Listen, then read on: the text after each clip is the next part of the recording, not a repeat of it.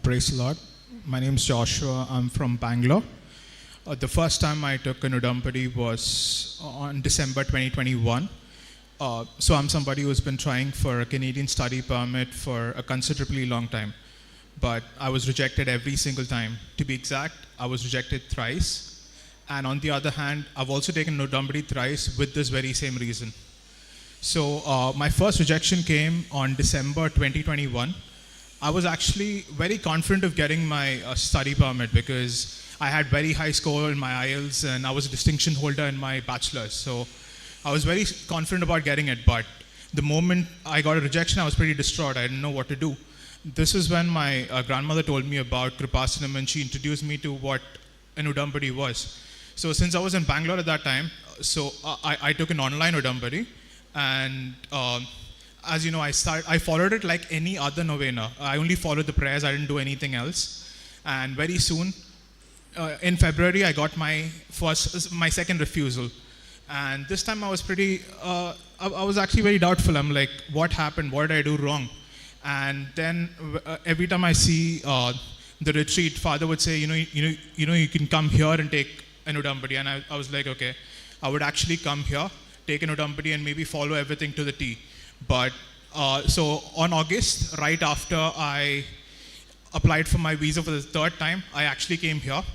It was pretty crowded at that time. So in August 2022, I actually took my second udampady, and that was when I was given around 30 papers. I was pretty ashamed, to give those papers. I was like, okay, why would I actually go and give this around? I thought, you know what, I will actually go and keep it in my church.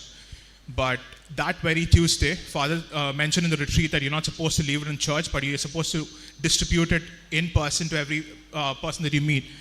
But so now I was actually in a rut because I didn't know what to do.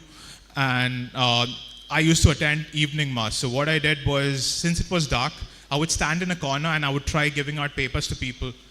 I would have given out a maximum of 5 papers, and that's it. And I had 25 papers remaining. But yes, I attended the retreat and I followed the prayers regularly.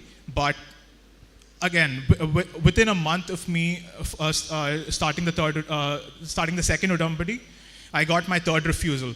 And at that time, I started questioning my faith. I'm like, why is this happening to me? Like, I'm trying to do everything from my end, yet I'm not able to, cross through. All my friends who've not done half of this have already gone through. And this was when I made up my mind. I was like, you know what, I will actually have a fourth and final try, but I will not take an udampady the fourth time. I will do any other prayer, but not an udampady. So after I applied for my university the fourth time, I actually looked at my table and I actually saw all those remaining papers. So I thought, why not give it a try and follow every single prerequisite that was given. So I actually took an online udampady for the third time, and I went out in broad daylight and I started distributing the papers, and I started telling people about what it was and what it meant to me and what it meant to a lot of people who came here. And the very next week, I actually got my visa approval. The very next week after I did all that, and while this was a materialistic gain, I do realize there was a spiritual gain in myself as well.